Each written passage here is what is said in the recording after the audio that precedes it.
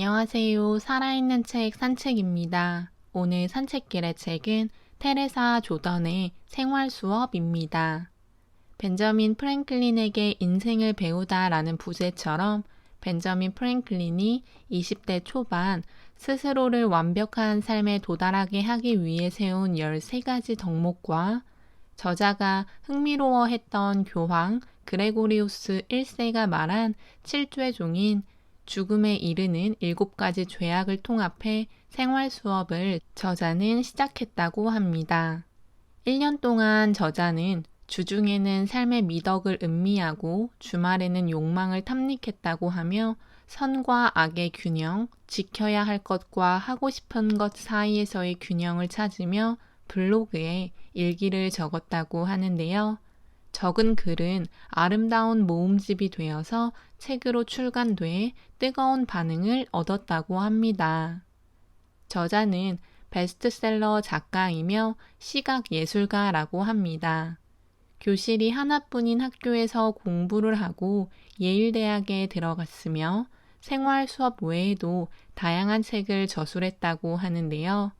자신이 직접 그린 사파를 곁들인 에세이 모음집 등을 출판했다고 합니다. 벤저민 프랭클린은 13개의 덕목을 일주일에 하나씩 실천하면서 정확하게 1년에 4번을 반복했고 그는 그 프로젝트를 회상하며 나는 내가 상상했던 것보다 훨씬 더 결함이 많은 인간임을 깨닫고 놀랐다 라는 말을 했습니다. 2010년 가을 저자 역시 프랭클린 프로젝트를 시작하기로 했는데요. 프랭클린의 13가지 덕목, 절제, 과묵, 질서, 결심, 검약, 근면, 진실, 정의, 중용, 청결, 평정, 순결, 겸손과 7죄 종인 음욕, 탐식, 탐욕, 나태, 분노, 시기, 교만을 포함해 허영, 심통, 고집 등과 같이 저자가 관심 있는 주제로 블로그를 쓰고 살아갔다고 합니다. 우리들의 양쪽 어깨에는 천사와 악마가 나란히 앉아있고 우리들의 삶이란 그 둘의 싸움이 펼쳐지는 시트콤과 같다고 저자는 이야기합니다. 이비 화이트가 말한 인간이 벌이는 자기 자신과의 기상천외한 싸움인 비극은 내일 회의가 있거나 시험이 있어도 우리는 TV를 보거나 공부를 하지 않는 싸움을 하는 것만 보아도 우리의 인생은 시트콤이라고 볼 수 있습니다. 이 책은 4개의 파트 총 43가지의 주제가 나오고 있는데요. 그 중에서 제가 감명 깊게 본 부분 위주로 전달해 드리겠습니다. 결심을 주제로 한 글에서는 저자가 좋아하는 이비 화이트가 아침에 일어나면 저는 세상을 개선하고자 하는 욕망과 세상을 즐기고자 하는 욕망 사이에서 갈등합니다. 그래서 하루를 계획하는 일이 힘든 겁니다. 라고 이야기했다고 하는데요.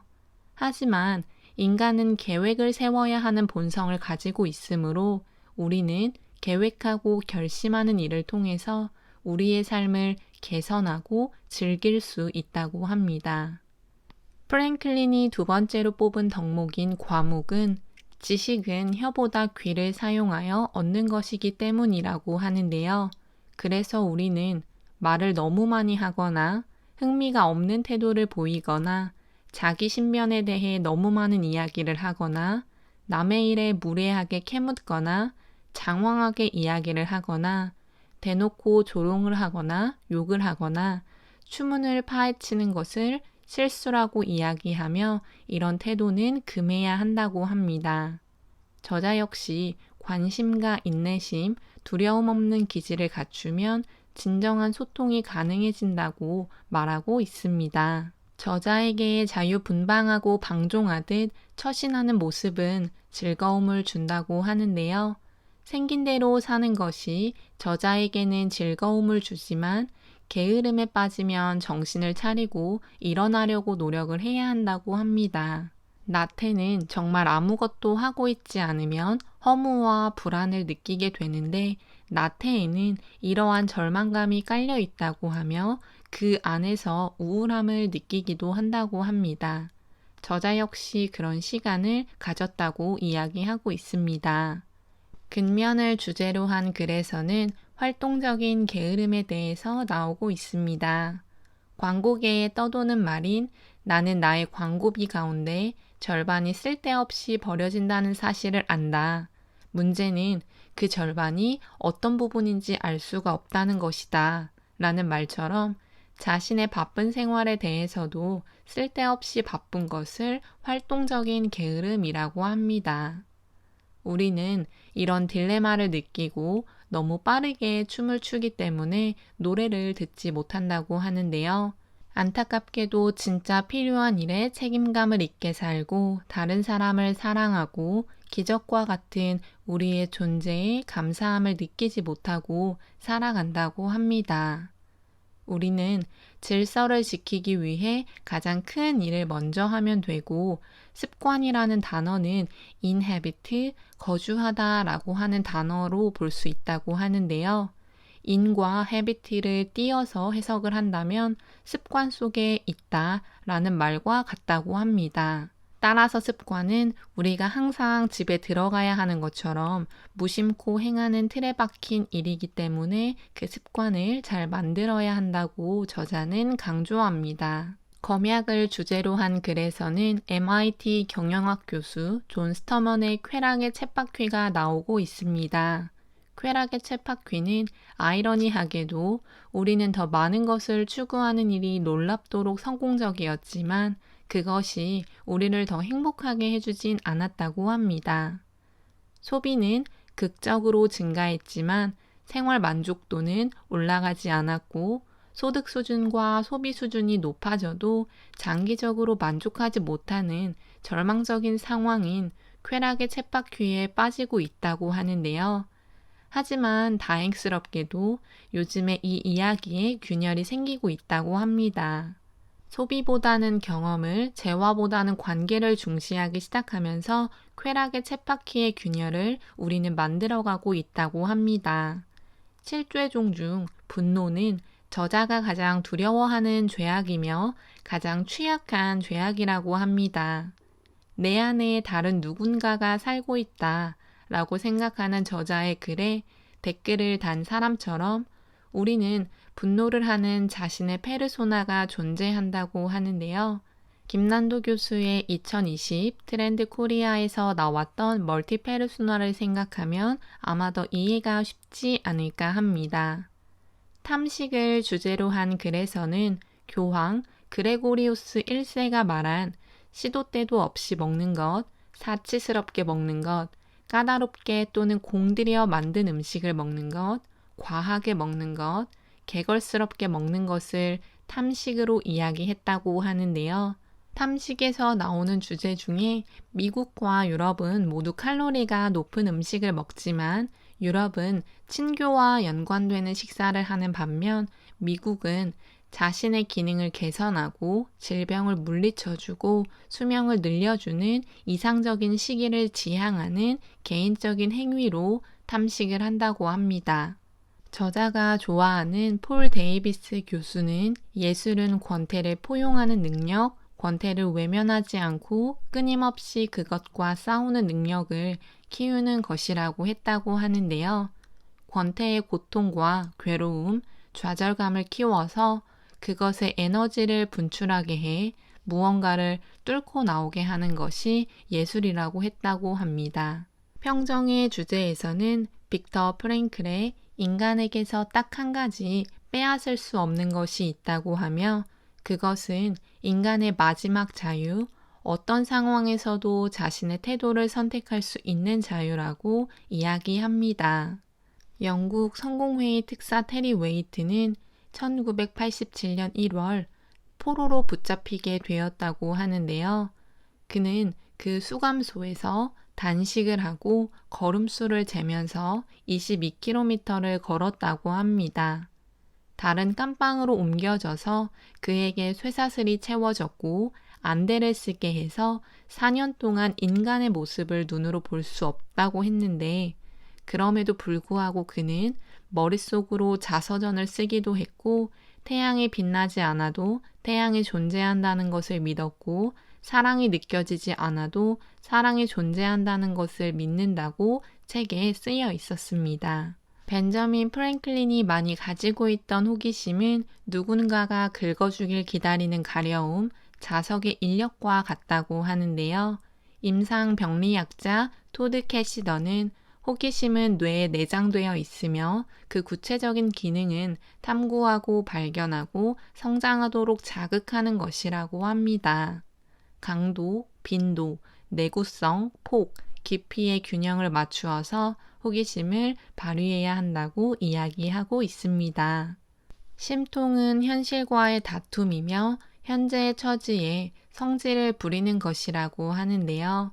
내 상황은 내가 통제할 수 없는 경우도 있지만 그에 대한 반응은 스스로 통제할 수 있다고 합니다. 우리는 이 사실을 알며 적어도 안다고 생각하기 때문에 우리는 우리의 반응을 통제해야 한다고 합니다. 우리는 오늘날 대중매체와 다양한 경로를 통해서 듣게 되는 정보 중 자신의 우려를 확인하는 목소리만 들으려고 한다고 하는데요. 그러면서 스스로의 믿음 안에 자신을 가두게 되고 결국 넓은 시야를 보지 못한다고 합니다. 따라서 우리는 어떤 것을 들을 것인지, 무엇을 들을 것인지 스스로가 선택할 수 있어야 한다고 저자는 말합니다. 방언은 전쟁의 서막이며 우리는 모두 총을 한 자루씩 지니고 있다고 합니다. 그 총은 쇠로 만든 총이 아닌 감정으로 이루어진 총이며 자신의 두려움과 좌절, 약점을 방어하기 위해 갖가지 방식으로 사랑하는 이들의 마음을 쏘면서 단련시켜온 총이라고 합니다.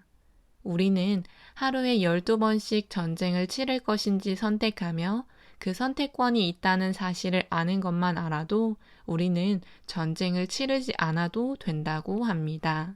존 달리와 데이덧 베슨의 1973년 선한 사마리아인 실험에서 시간이 늦었다고 말한 3분의 1과 늦진 않았지만 지체해서는 안 된다고 통보한 3분의 1, 서두르지 않아도 된다고 말한 3분의 1 중에서 죽어가는 사람을 도와준 집단은 서두르지 않아도 된다는 말을 들은 집단이라고 합니다.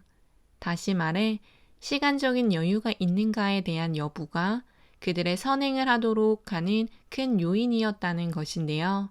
따라서 달리와 베스는 일상생활의 속도가 빨라지면 윤리는 사치가 된다고 말했습니다. 시간에 쪼들리는 느낌은 실질적이고 마치 영양실조처럼 정신을 흐린다고 하는데요. 시간은 돈이라는 벤저민 프랭클린의 말처럼 우리는 시간을 제대로 사용해야 합니다. 1974년 뉴욕의 세계무역센터 쌍둥이 빌딩 사이에서 줄타기를 하고 있는 필리프 푸티를 뉴스로 본 저자는 그에게 완전히 매료되었다고 합니다. 저자는 운이 좋게 그와의 인터뷰를 하게 되었으며 필리프 푸티는 삶은 사물들을 연결하는 것만으로도 구성된다고 했다고 합니다. 서로 떨어져 있는 두 점을 연결한다는 것은 아주 의미 있는 기적이라고 할 수 있고 그래서 그는 기꺼이 그런 연결의 임무를 자임한다고 합니다. 그래봐야 한순간으로 그 순간이 지나면 끝나버리지만 그럼에도 때로는 평생을 바칠 가치가 있다고 그는 이야기했습니다. 저자는 그의 말을 더욱 생각하면서 현재 세계의 모습을 보며 절망적으로 균형을 잃어가고 분열이 되고 있는 것이 보인다고 합니다. 책을 읽으면서 저를 주춤하게 했던 두 부분이 있었습니다.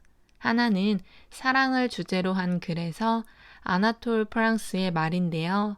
말은 하면 배우고 공부는 공부를 하며 배우고 달리기는 달리기를 하며 배우고 일은 일을 하며 배운다. 마찬가지로 사랑을 배우려면 사랑을 해야 한다는 말처럼 우리는 사랑을 배우기 위해서 사랑을 직접 해야 한다고 합니다. 저 역시도 사랑을 하는 것이 쉽다고 생각하지는 않지만 바쁘게 살아가는 현대인들은 더욱 사랑을 하는 방법을 모르는 것 같다는 생각이 들었고요. 또 하나는 가치관은 영혼의 언어이다 라는 문장입니다. 모국어를 사용하지 않으면 잊어버리는 것처럼 우리는 우리의 가치관을 끊임없이 추구함으로써 우리의 삶의 길을 제대로 걸어나가야 한다는 생각이 들었습니다. 저 역시 프랭클린 플래너를 선물받아 쓰고 있는데 테레사 조던처럼 벤저민 프랭클린의 프로젝트를 해보겠다는 획기적인 생각은 하지 못했습니다. 앞으로는 한 가지의 미덕을 생각하면서 조금 더 인생을 즐기면서 살아가야겠다라는 생각을 받은 책이었습니다. 오늘 산책길의 책은 테레사 조던의 생활 수업이었습니다. 감사합니다.